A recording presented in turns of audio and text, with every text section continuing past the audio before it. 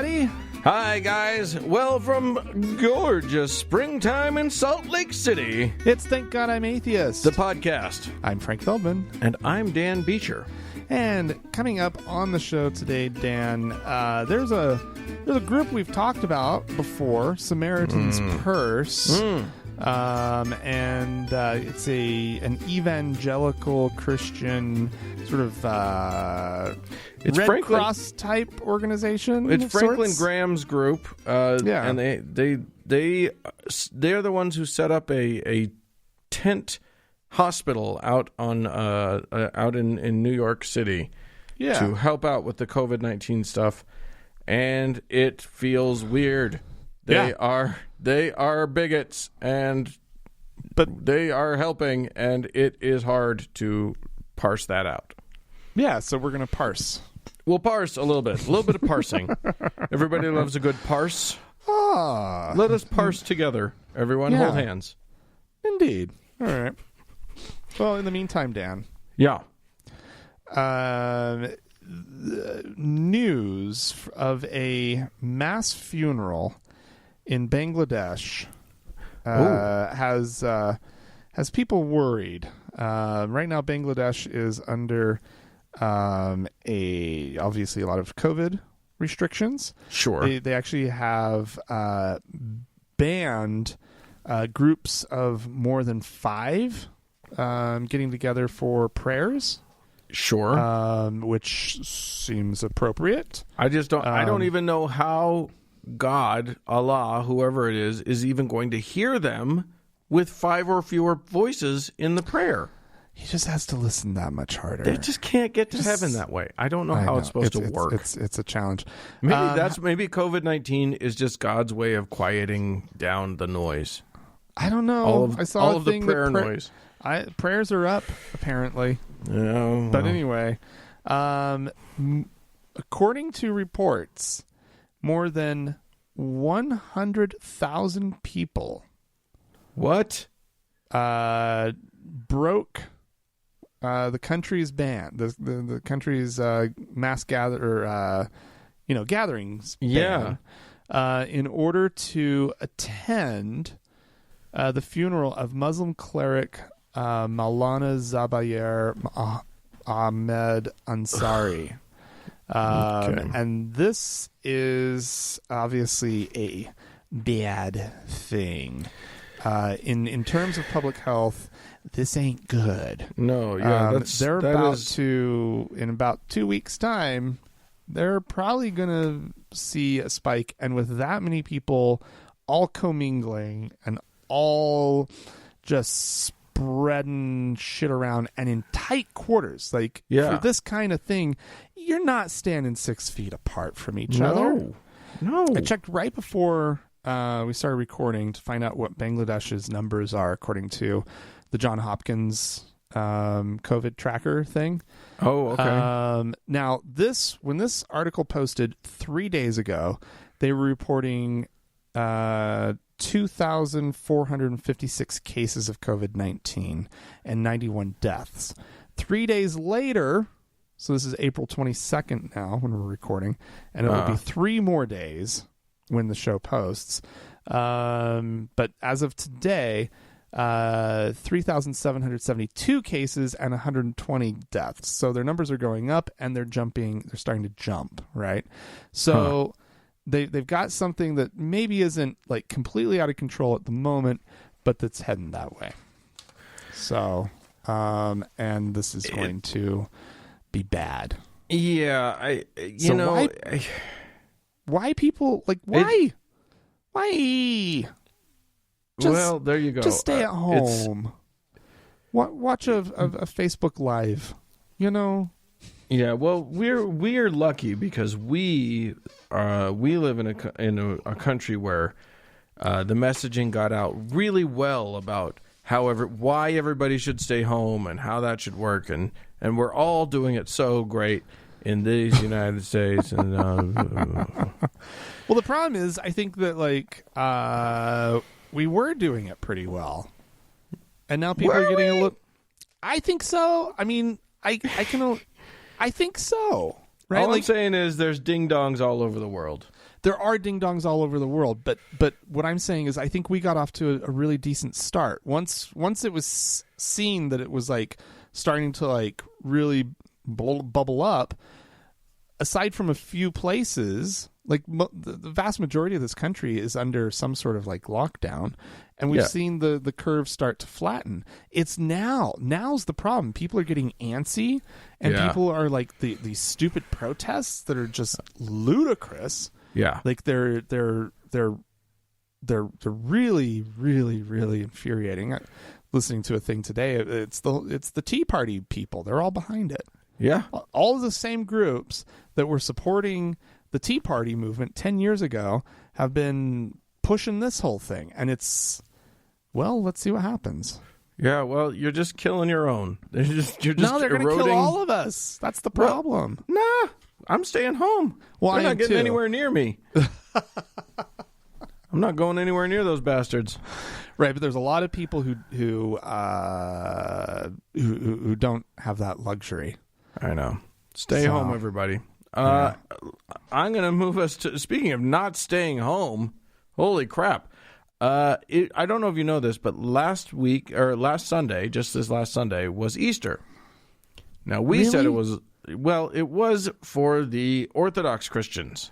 Oh, God. Yeah, good. Because I was really concerned that, like, those 3 days had felt that long. No, just for those dudes. They're on a different calendar. Gotcha. And a different beard shaving schedule, that is.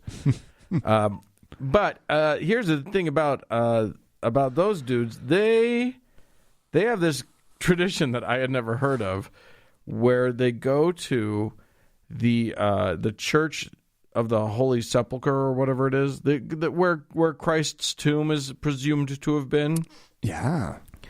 And they have this miracle that they do every year, which is the holy fire. It's a ceremony of holy fire, where they go into Christ's tomb and come out with torches blazing that are theoretically lit from a column of fire that emits light in the tomb, and it's holy fire. No. Oh, yes. Damn. How does this happen? And then they light some candles. Oh, they cheat. It's How not do you know something. that? Well, I don't. I don't know that for sure. It's a miracle, Dan. It's a miracle. What are we doing? Where are these people? Who are they? I need to follow them. There is a problem, though. Before you get too excited about it, there is a problem, and that problem is that like nobody could come this year to be outside the church awaiting all of the clerics that come out, from all over because you don't want just one guy. You get the cleric from Russia, you get the guy from Greece, you get the guy from the U.S., you get the guy from Poland, whatever. And they all go in and they all come out with these lit torches or whatever. But nobody gets to see it this year because it's like everybody had to be separated. Oh. So they came up with a really brilliant idea, which was they sent chartered airplanes from all of their sort of basic things, flew to Tel Aviv, drove to Jerusalem, then got the fire, drove back to their planes, got on the planes with the fire. With fire? With on planes? Like, lanterns a-burning. Oh, my God. On their chartered jets, and then flew themselves back home. So that everybody back home can see the magic flame. Because it's the same flame. Yeah. It's like the Olympic torch relay. It really is. It's the same flame. It is every bit as... is that how flame works? It's how flame works, yeah. It's like Amish friendship bread or like a sourdough start. You just keep it going. It's the same bread the whole time. Which, by the way, like I can just accept that we're friends. You don't need to give me like a pile of yeast. Like, that's just not necessary. Have you ever had Amish friendship bread? No, I haven't. It's delicious. I'm sure it is. It's cinnamony. It's a sweet. Oh. It's more. It's closer to a cake, really.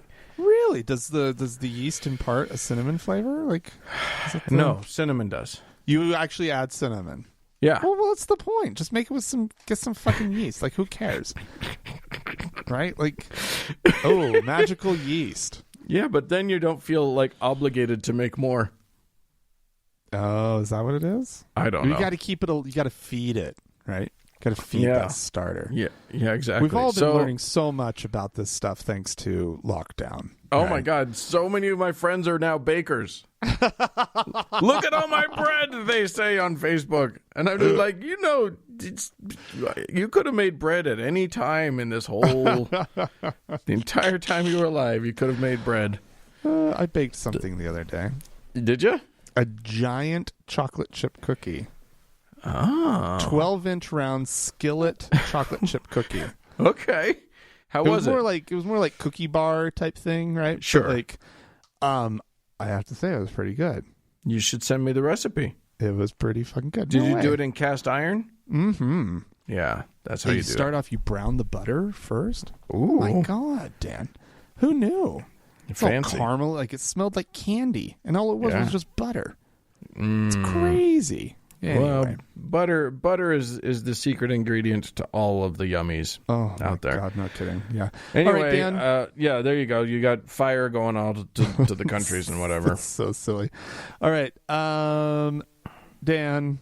Yeah. Have you heard of this Fairness for All Act? My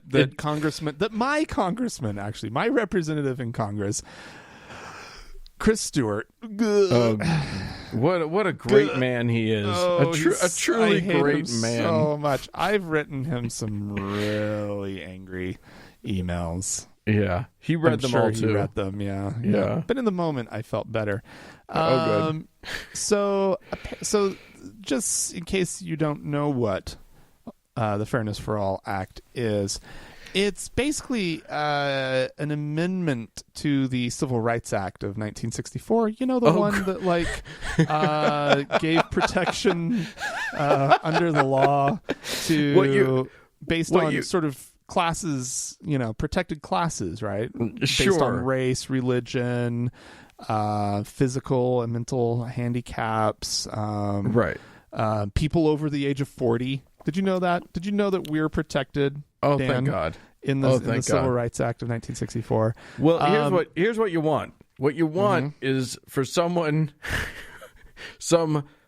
in the widest category of white people, aka Mormons, to fuck with that. That's what you want. Right. Well, so what they're doing is they want to amend it to make it be fair to religious groups. Yeah. While also, they claim. So it says if passed, it would amend the Civil Rights Act to protect religious freedom in the workplace, meaning we don't have to hire you homo. Right. And the right, and it would also supposedly protect the rights of LGBT people while preserving First Amendment rights, meaning we're not really going to extend you that many rights because we also want to be able to call you a homo. Right. So it gives LGBT people the right not to be hired by religious folk. Essentially, yeah. It's a great right. Yeah. This is the thing that is going to be happening with regards to gay rights in this country. It is this whole idea of balancing the freedom of religion with gay rights is an attack on gay people. It's an attack on gay rights, and it's an attack on rights that gay people don't even have fully established in this country. It's weird. We have the right to marry, but we don't have workplace protections. Right. And in certain jurisdictions, jurisdictions you do, but not federally. Speaking, right. I could fire you from this podcast right now, just for being gay. Just try it, Dan. Just try it. This thing's going to the Supreme Court. So obviously, this Supreme Court? Are you kidding me? You think you have a chance against me in this Supreme Court? You'd be surprised. We'd both be thrown out for being atheists. Yeah, probably. Anyway, so the Mormon Church is getting behind this. Yeah. And of course they are. Of course they are. And they have actually hired a PR firm to push the Fairness for All Act. They've hired APCO Worldwide, or maybe APCO Worldwide. It's all capital letters. So sure. It's yelling at you. You choose APCO Worldwide. It's a global PR firm. And they are going to be working on this issue and making it, they're going to be cleaning it up, making it sound like it's really just about protecting the freedom of religion. And they'll make it sound like, because it's right there in the name of the goddamn thing, that this is the fair thing to do. Right. That what's fair is that gay people should be happy and content with, like, people having the right to discriminate against them because of their religious beliefs. I mean, what other sort of protected group, right, has ever had, like, it's a protected group, right? Who has had to endure, right, the being only protected as much as their oppressor's belief system allows, right? Like, like, what the fuck? Well, the truth is that most of the slaves actually really liked slavery. It was they were pleased with it. Yeah. You got to give them the right to have that. Well, and gay people, we love it. We love it when people, look, don't hire us because we're gay. Gay people are happy one way or the other because they're gay, right? This exempts people like in service. Various different service providers, right? Right. Throughout our society, throughout it, like, fuck you, right? This is disgusting. All I'm saying is that if this doesn't include in the bill a specific provision for white Heritage Month and straight pride parades, I don't know what we're doing with ourselves. If it's not in the bill, then what? Then why? What's even the point? Yeah. Oh my god, it's just disgusting. I mean, it is gross. And also like these fuck like just to like blanket act like religious people are fucking put upon in this country. Oh, they're so put upon. They are persecuted, Franklin. Persecuted. We actually, I'm looking forward to this. We actually in the emails section have an email from someone who will address this very issue. Nice. All right. So there you go. Cool. Meanwhile, I'm going to take us to Louisiana, which, pound for pound, person for person, has one of the highest COVID-19 outbreaks in the country. I don't know I haven't actually researched the per capita numbers, but I think they're like 9th in the country as a state. They're not doing great. Right.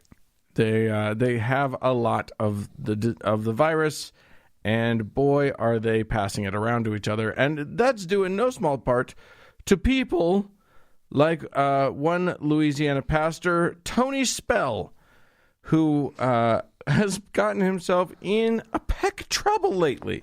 Oh. He was first in trouble, and maybe we talked about this. He was one of the guys who was determined to hold church no matter what. And he did hold church, and there was a warrant issued for him because he was not allowed to hold church, because that would be an obviously idiotic thing to do during a global pandemic. Right. So he was charged with that. He wasn't arrested and jailed for that, in part because they decided that they didn't want to bring people into the jails, into the prison system, as much as they could avoid it because of the goddamn COVID-19 virus. However, after that, there was a guy who decided he was so fed up with this guy that he was going to protest the church. A lone protester who would stand out in front of the church with little signs, cute little signs that said things like, I've got it somewhere. Anyway, he just had little signs that said, danger. These people are, trying to give us all COVID. So, and close this church, I think was one of the things that his sign said. Well, Pastor Spell was not having that. So, like any reasonable, Jesus-inspired, obviously kind, loving human would do, he drove a bus at the guy. Wait, he just had a bus handy? Yeah, he had the Life Tabernacle Church bus that goes and picks up all the elderly and the infirm people to bring them into church. Because otherwise, how do you get those checks to yourself? Right. And he backed that bus out of his... I saw the video of it. It's a bus that is... It's being driven backwards out of the church's driveway, and then pulls it's going quite quick, pretty fast, and it pulls around the corner onto the street against the traffic. So it's like going. It's pointed in the right direction, but it's going backwards, and it comes within He stops short of the guy, but he's definitely trying to intimidate the guy by driving a bus at him. Oh, my God. This time he was arrested. He turned himself in and was taken into the police station in handcuffs. Oh, my God. As was one of his parishioners who also drove a truck at this protester, narrowly missing him by about a foot. Jesus Christ. Yeah. So... they got the Lord in them for sure. They've got like bad 80s movies in them. Like, right? Like this is not like what normal people do. Like this is what people in poorly written screenplays do. Right? Yeah. Like this is not how grown-up human beings act. No, I mean it's but it also like no. It does feel like the South though, doesn't it? Good. We hadn't pissed off our Southern listeners for a minute. I'm so glad we threw that one out there. Well, not because they're all like driving buses into each other, but because there's just enough of them that would, if given the chance. Right. Ugh. Swerving your truck at people. If you swerve your truck at people because you disagree with their sign, that makes you a bad person. Yeah. I'm just pointing that out. Yeah, like legitimately. Oh my God! Even if and no, you can't say, "But I missed him on purpose." That doesn't change it. No, that's like shooting a gun, across like a warning shot across the bow. No, that's still a dick thing to do. Right? Well, and it's also aggravated assault. Yeah, exactly. So that's happening.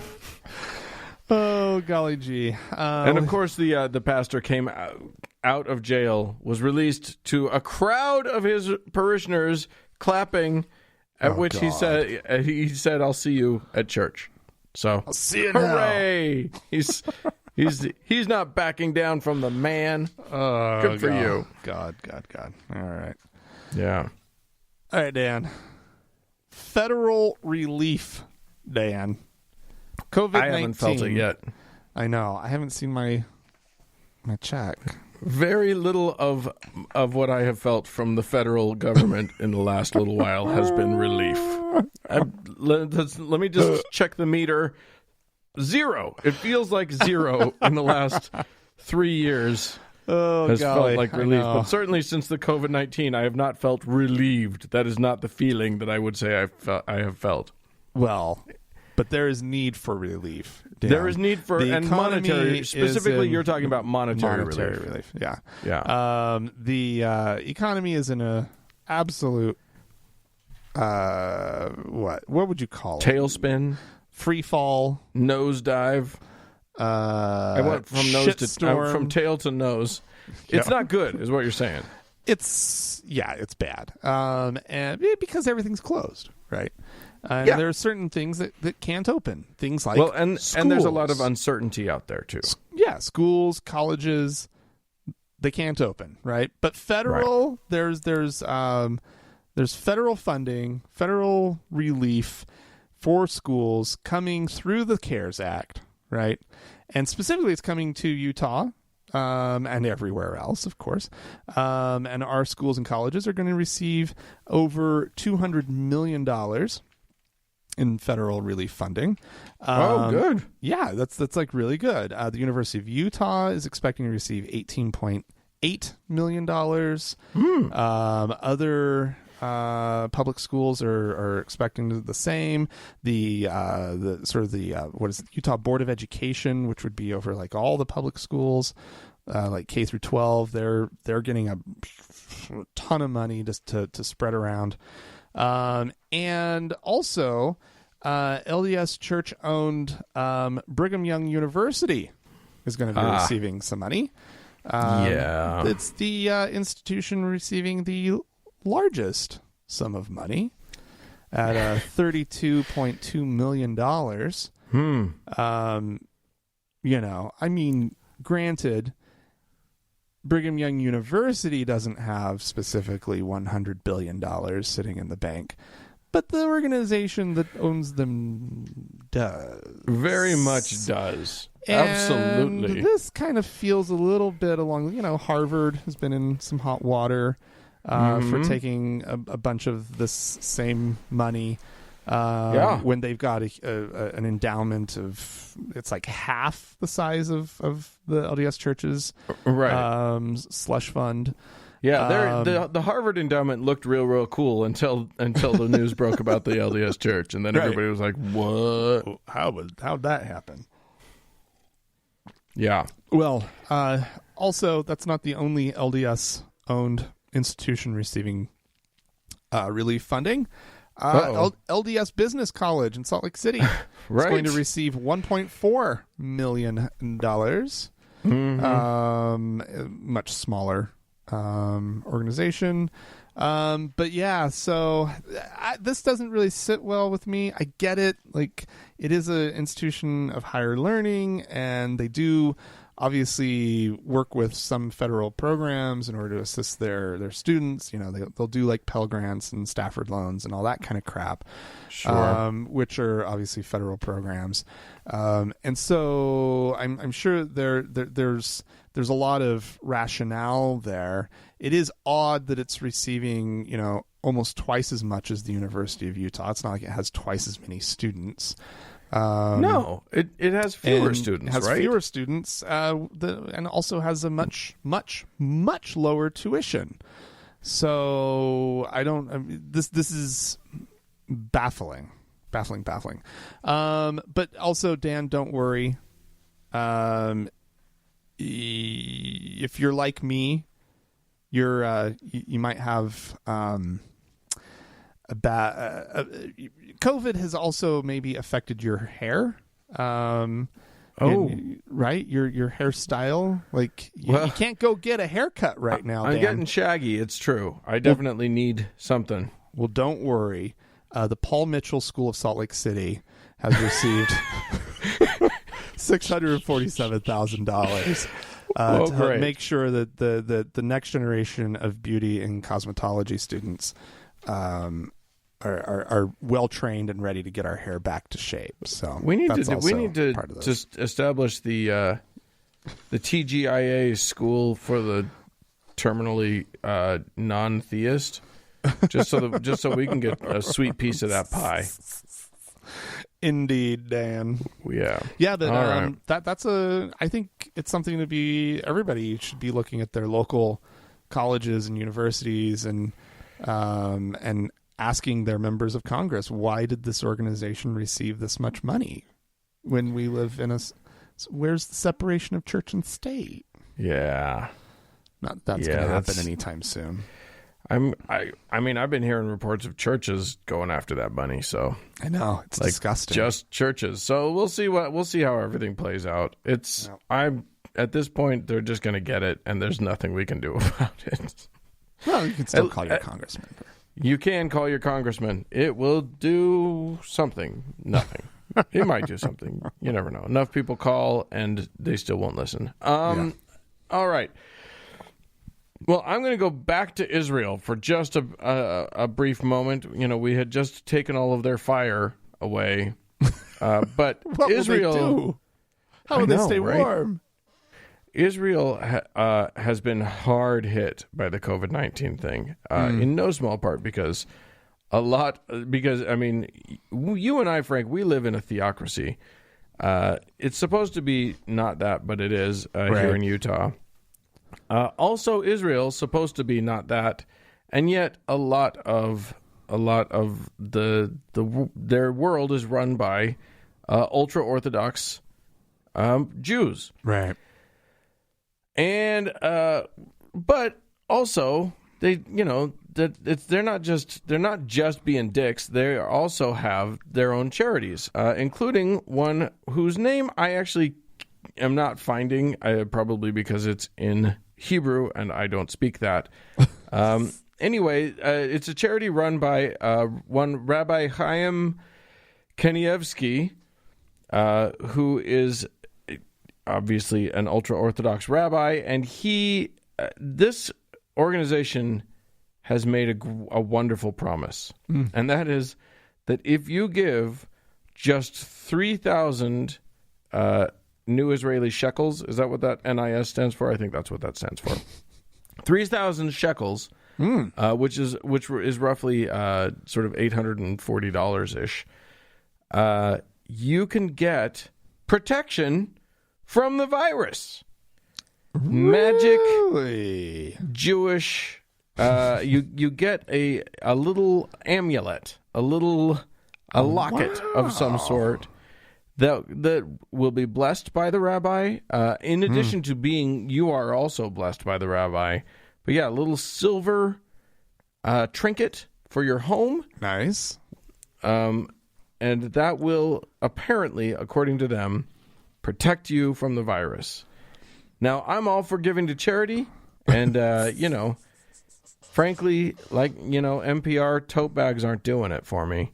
I think it's time that other charities start offering this service, because we could really use some protection from this virus. So, yeah, how great that that God power, that their God is protecting them because of their good deeds. I think a better gift to protect you would maybe be a lock for your door. Here you go, lock yourself in. Bye bye. Well, maybe you can use this amulet as some sort of doorstop to keep people out. Yeah, exactly. Can't open that door now. Yeah. So, yeah, I'm glad that they're giving to charity.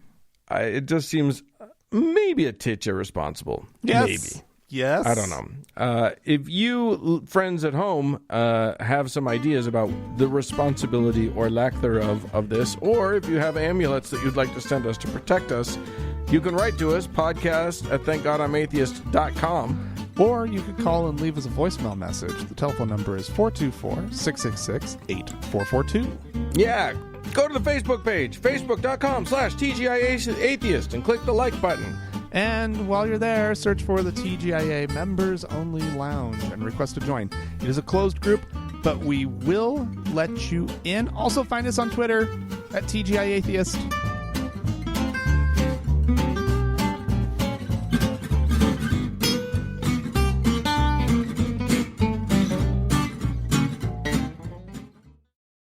Hey, Dan. Hey. We got a new voice coming onto the show this week. Oh, I love it. A man by the name of Sid Roth. Yes. He hosts an online program, right? It's like a TV show. It is a full-on TV show? I think so. It's a show called It's Supernatural. Ooh. And it looks like it has a subheading. It says It's Supernatural, and then in smaller print it says and Messianic Vision. I don't know what that means. Yeah. Okay. But yeah, I mean, it's the guy has a show. Yeah. And but this isn't from his show. No, this is just him talking on his YouTube. He was doing a Q&A for the people, you see. Yeah. And then apparently somebody asked him if about right-wing hero Donald John Trump and whether or not he's a liar. Do you think he lies? You know, I have friends that tell me they've led him to the Lord, that he is a man that is trying to follow God. That's between God and him. I personally believe he is because I see the favor of God on his life. But I don't know. It's like the rapture. You know, if I don't know, all I know is I'm being raptured. Please, if you don't agree with me, don't even say it. I'll give you a scripture to that effect. But anyway, because you're supposed to love your brothers. Do you think he lies? I don't think he lies intentionally, but I think he would tell a lie. Do I think that the media that accuses him of some horrific lies? Yes, that I know. Whether he lies or not, I don't know. But whether the media lies about him, I know because I know the facts. And I see how they distort or take things out of context. That's all about context, Dan. Yeah, sure. Because, you can make him look like he's lying. Right. When he's lying. If by you just pull one playing of those clips of him, you can tricks, like actually like quoting him and stuff. Sure. If you want to be engage in trickery like that. Yeah. Just playing clips of what he said last week versus what he said this week. Yeah. Showing him denying that he ever said the thing last week. Sure. Yeah, no. He lies and then he denies that he lies. So, yeah, I mean, you can make it look like he lied on top of the lie on top of the lie. Yeah. But really, maybe that all only counts as one lie. And, is it intentional? There's math there that I don't know how to do. Yeah. Is it intentional? This lying?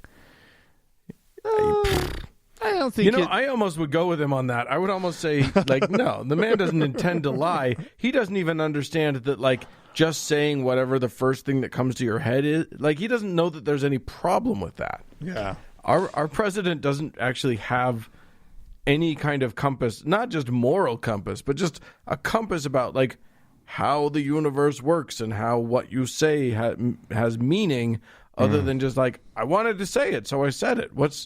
How could that be wrong? How could I be wrong? Look at how good I am, is basically his entire thing. All right.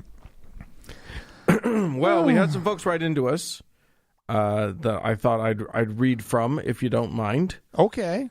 If you're game for that sort of thing. Sure, maybe. Okay, we'll see. We'll let you decide afterwards. The Right Reverend Jim Bob has written into us. He's written a time or two before. He says, given the current state of being locked in the house, I have finished having finished Netflix. Don't we all relate to that? I've been listening to your back catalog. Oh, right, Reverend Jim Bob. Has it come to that? Ugh. Anyway, something I had already stated anyway, or already started anyway, because of your insightful analysis of the state of the world. Uh-oh. Oh. He's crediting us with insight. Okay. That's dangerous. One thing has leapt out at me, though. You are hideous at political prognostication. Oh, no. Candidate Jeb Bush winning the primary is a shoo-in? President Hillary Clinton? And I don't think it's an accident. I'm pretty sure that God is maliciously proving you wrong to show his glory. Oh, Please be careful what you say this time, as I'd rather the current president of the White House not be a 4-term president. Well, I mean, we all know he's getting reelected. Good. Say that. Oh, yeah. Well, hey, in fairness, I used to be pretty darn good at predicting elections. Now it's something that I refuse to do because the world is topsy-turvy and human beings are no longer predictable, and it's a crazy, mixed-up hellscape that we live in now. So, quite literally. Before that election, I was actually I felt like I was actually pretty spot on about a lot of things. No, it doesn't. And after that particular disaster of 2016, yeah, you won't catch me making predictions anymore. Well, all right. Anyway, let's see. This was apparently anonymous. Hi, Frank and Dan. It was a pleasure. Oh, no. It was a pleasure speaking to you guys last week in the Zoom meeting. Yeah, I think. And for those of you who don't know, there's one coming up this next Tuesday, right, Dan? That's right. Do we have a time on that we can announce, or does it? No, yeah. Because it'll be in the evening, and we will send out an invite, right? Yeah, that's right. So if you want to be a part of it, get us an email quick at podcast@thankgodimatheist.com and put Zoom in the subject line. In the subject line, and then we'll make sure to get you onto the email list that will give you the date or the time of and where to go to find us, the link and everything. Yes. Anyway, in the TGIA episode, in the last TGIA episode, you spoke about the LDS Church member numbers growth. This got me interested into how many numbers there are here on the island of Aruba. Oh, Frank, you remember our friend from Aruba? I do, yeah. Unfortunately for them, their predictions did not become true here either. The church has been slow to grow. Oh. There are several faiths on the islands, with Catholics on the top with 90,000 members, followed by evangelicals, 8,153, Methodists at 1,255, Jehovah's Witnesses at 1,080, Seventh-day Adventists, 948, and Latter-day Saints coming in at a miserable 591 members. Oof. And he sent us in some links to what he had found. Occasionally, I see LDS missionaries riding their bikes in pairs in the scorching heat. Oh, whatever. Atheists are becoming more vocal here and have small but growing presence online. Yeah. I leave you with some pictures of our sunset and beaches below. They were pretty. Yeah. And the only ship still docked here on the island, the Free Winds, the Church of Scientology's floating training center. Oh my goodness. And there's a picture of it, and my goodness, it is a very large. I don't know if you've ever seen their giant boat. No. It's a huge cruise ship sized style seriously boat that they own.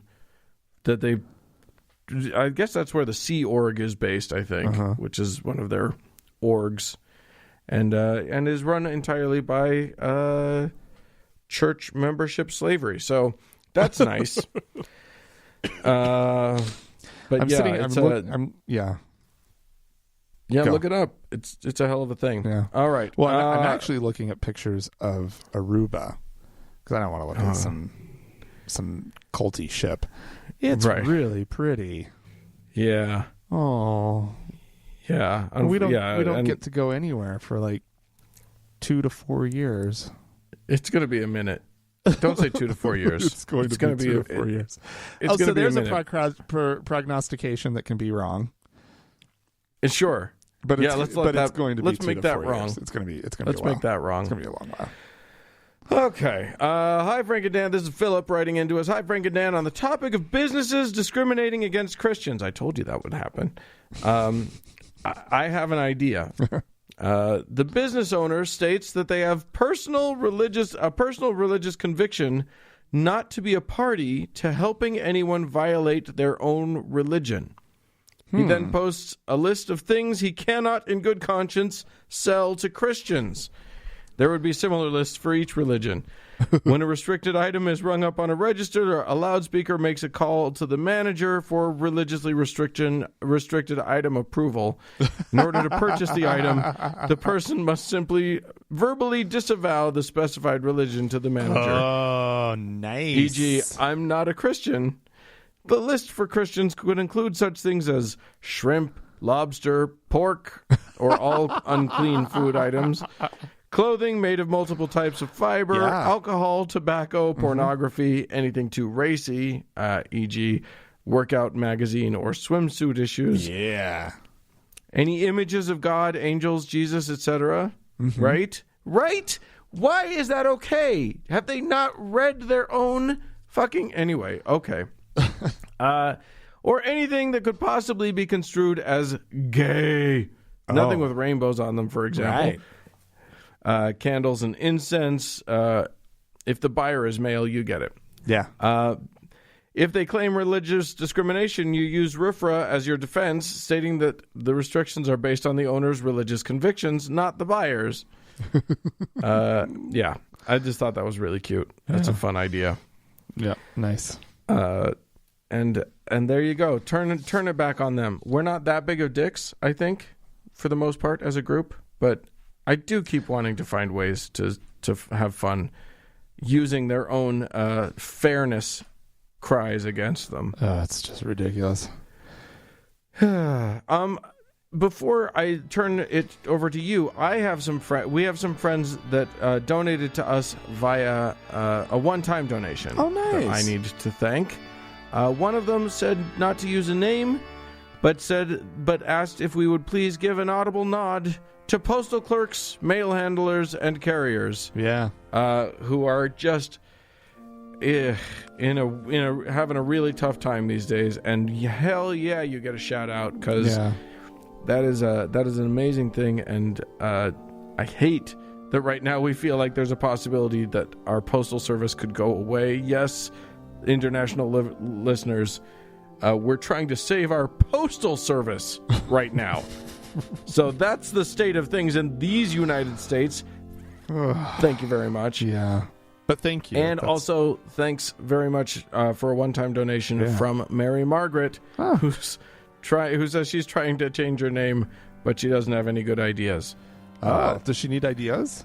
Does she need some help? Yeah, we could brainsome up a few ideas for Mary Margaret. Yeah. Is it just too Catholic for you? Is that why you want to change it, Mary Margaret? It's fine. Mary Margaret's a fine name.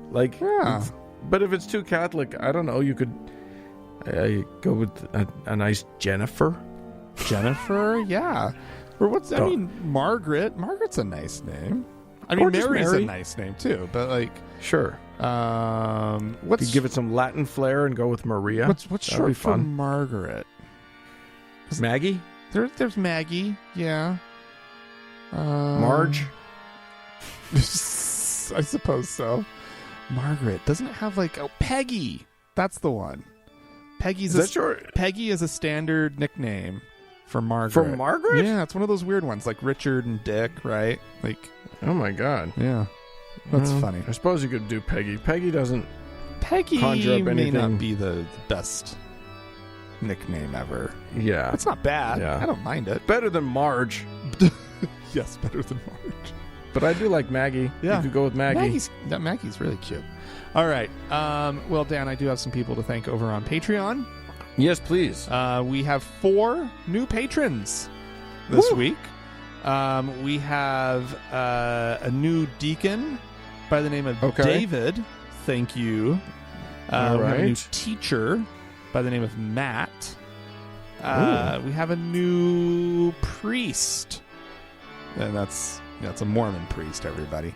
Right, don't get too excited. It's just an Aaronic priesthood priest. I mean, we're excited because we love all of our... But Lynette is a new priest. And then we have Nicole is a new patriarch. So, oh my God! Yeah, so thank you so much, everyone, for signing up, be it on Patreon or over on PayPal. We appreciate your support so much. And what all of these fine people did is they went to our website, thankgodimatheist.com, and then they clicked on the support tab. And then they followed the links to the direction that they wanted to go. And is there... Oh, we our top donor, Dan. Yeah. I thought you were in dereliction of your duties for a second there. We have a Lord and Savior, you know. What's next? Our top donor, our Lord and Savior, Davis. Hooray! All right. Well, thank you all so very much, and we sure do appreciate you. Thanks, guys.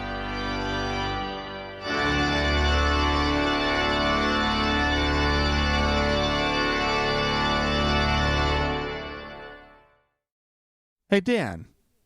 Yes.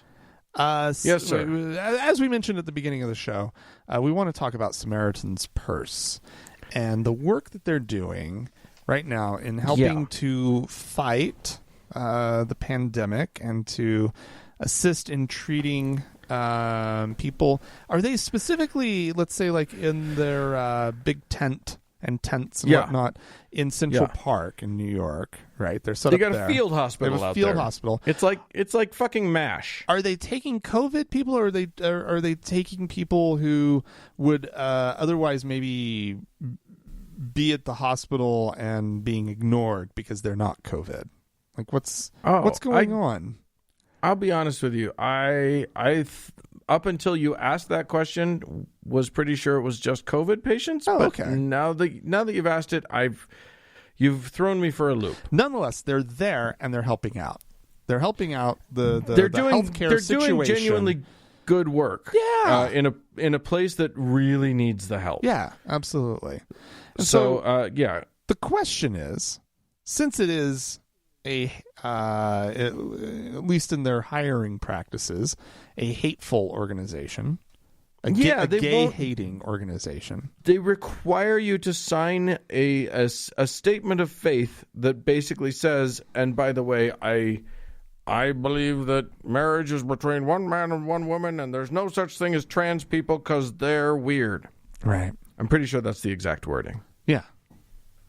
And that's hate. That's hate. That's hate. That's like, and so the question, I guess, is, how do you feel about that, Dan? Well, it's tricky, right? I proposed this as a topic because because we're in a time when we need all the help we can get. Absolutely, all hands on deck, right? And so like. I don't want to get too pissy about anybody who's helping. Now, there's plenty of churches and bigots who are decidedly not helping.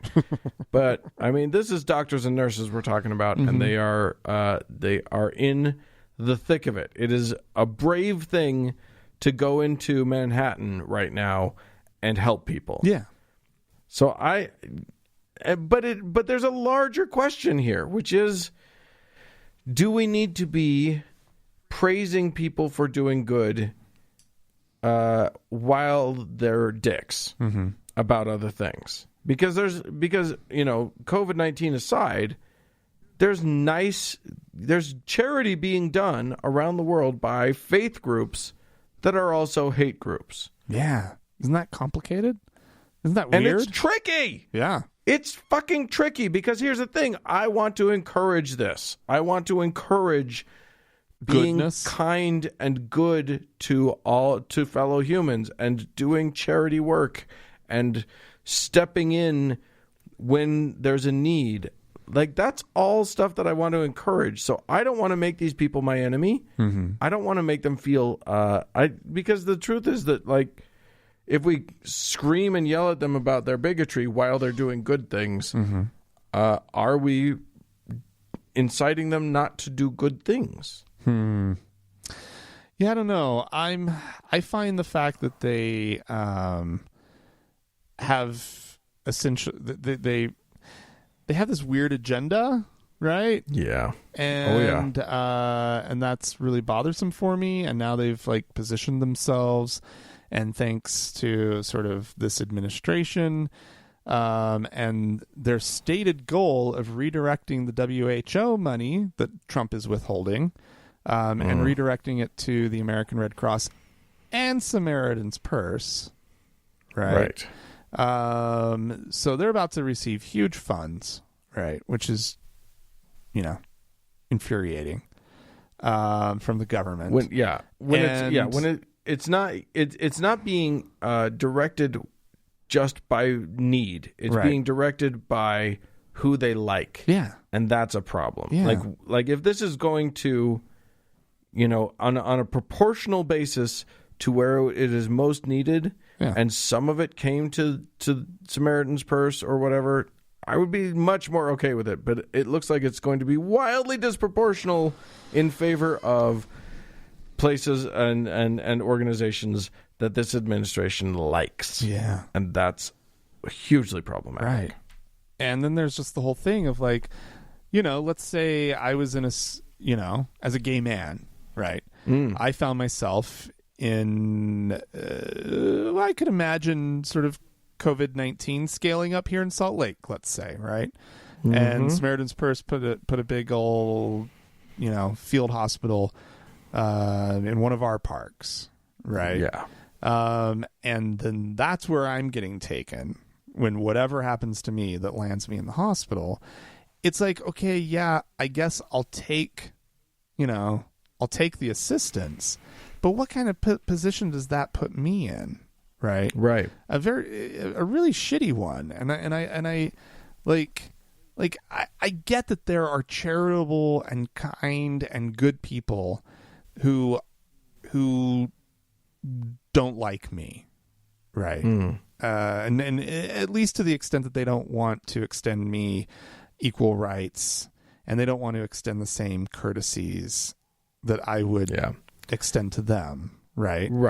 And they love you, Frank. They love me. They just can't, They just think that you're evil and a bad human being. Right. And yeah, and that's weird, right? Because I feel like they've got a flaw, right? As human beings. Well, there's that. Right? Like they've got a problem, and we have a problem because their beliefs are just prominent enough to fuck with my rights. Yeah. Right?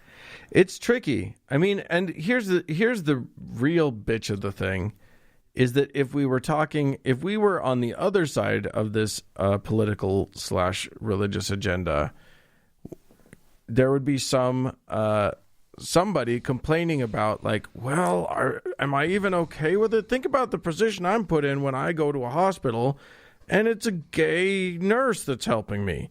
I mean, it's nice of them to help me, but they're still gay and evil, and am I okay with that? Right, but here's the difference. I go to a hospital. Doesn't matter, the hospital, right? Right. And, I mean, I guess I'm saying a regular sort of non-church religiously sponsored hospital, right? Just your which are harder and harder to find, but okay. Granted, whatever. But let's say I go to the University of Utah hospital, right? Sure. And my nurse is an evangelical Christian, right? And is maybe even a little outspoken about it. It's obvious, right? Somehow they're showing it off, right? Yeah, she's got a cross around her neck and she's talking about Jesus. It's annoying, right? But I don't worry about the care that I'm going to be given because the institution itself is not her institution, right? Right. So I don't know that it really plays out for me. Like it's not just that it's the nurse, right? So somebody goes to a hospital and they have a gay nurse. They need to look the other way and realize that person's a professional, and that's something that I think a lot of these people aren't willing to do, right? Because it's not like you just landed at the gay hospital. Right. I don't want to. I don't want to go to the evangelical hospital that's going to be all preachy, where everybody's preachy, right?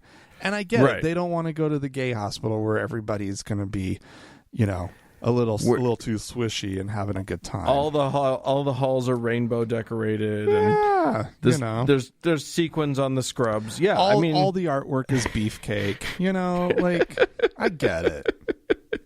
Yeah. So if they were in danger of that, they might have a complaint. Yeah, that would be a legitimate thing where I would go, you know what? Maybe we need to figure out a way for them to not have to wind up at the gay hospital. The gay hospital where all the doctors and nurses have to sign a piece of paper that says that they hate Christians. Right. Yeah. You want them to go away. You want to take away, whatever from them. Right. There's You're a right. sense it's of animosity. Not equivalent. Right. Yeah. And that's it. There's the evangelical Christian movement has set up an adversarial relationship with the gay community. So quite frankly, I don't want to go and to be taken care of by Samaritan's Purse. Right. I don't. Right. That's an I don't blame you. icky position for me to be in. Now again, if that's all that's there, I'll take it, right? Because I also want to live. I'm not an idiot, right? But like, please don't make me go to their thing. And that's just it. That's what they're setting up, is this like, it's gross. It's, you know, Gilead General Hospital, right? Like, yeah. No way. General Hate Spittle. See what I did there? Yeah, that was good. That was good.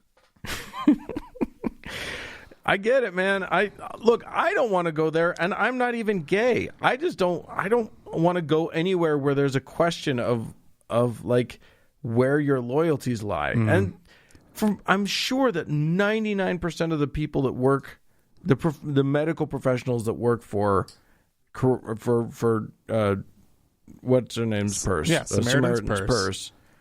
I'm sure that they genuinely are professionals who would help anybody, no matter what their creed or you know, race or any of that stuff. I believe that. I'm sure that most of them. I believe that too. But it's the potential. It's the problematic. It is the culture that you have built within your organization that is the problem. Yeah. Well, and also like, I don't want them to be able to use me as some sort of faith promoting story. Oh, right? Oh, gross. Look at how Christian I am. I took care of the homo and didn't make a big deal of it. Right. Right? Ew. Like that's also what's kind of like, I'm just like, ugh, you don't get to be a good Christian. Fuck you. Now I'm just imagining Frank in a hospital bed with some nurse who's like, "Can I take a selfie with you?" And Frank going, "No." Under no circumstances may you do that. I do not release my image to you. If you took any images of me while I was under, you must delete them, please. Yeah. You didn't help the homo. You don't get that. I'm not going to give you that. But they did help, Frank. They did help the homo. I know. So what are we going to do about it? Well, I feel conflicted. I mean, there is the other thing of like where maybe it could be conflicting for them, and that's where it gets really complicated. Because what if they really like me? He's such a nice guy. Yeah. Oh, he was such a nice guy. Too bad for that gay thing. Oh, and then his boyfriend came in. Well, what's amazing? Like, how far does it? Yeah, anyway, I'm done. Well, but that's the other side of this coin, is that when they are forced to be in encounters with human beings that they are actively hateful of, and they find them to be good people and kind and generous people, that's when people's minds get changed. I know. We need more, we do need more interaction, right? That's how minds get changed, is by exposure. I agree with that. I just don't, as it stands right now, I don't like them and I don't want them out there. Like, I just, don't. Like, I just don't. Like, I mean, if being exposed to Franklin Graham, who's very obviously gay himself, isn't enough for them, then, you know, nothing's going to change them. Run away to your pool, boy, Franklin. All right. I think we solved nothing just through that conversation. Literally nothing. But at least we've expressed our ambivalence, and that's a good thing. Our indecision. Yeah, exactly. Friends at home, if you guys have some input in to ease our ambivalence or to complicate it further, feel free to write in either case. Our address is podcast@thankgodimatheist.com. You can also write in if you put Zoom in the subject line. We'll make sure to make you part of the email group that can then join our Zoom group coming up soon. Also, you could, not so much for the Zoom, but if you have some feedback, you could call and leave us a voicemail message. The telephone number is 424-666-8442. Yeah, go to the Facebook page, facebook.com/TGIAtheist. Click that like button. And while you're there, search for the TGIA Members Only Lounge and request to join.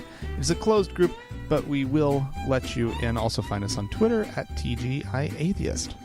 Yes. Speaking of Facebook, thanks so much to Mackenzie for all of her work on the Facebook page. Thanks to Amy and Danny for being moderators in the Members Only Lounge. And a big thanks goes out to the Red Rock Hot Club and to Gordon Johnston for the use of their music.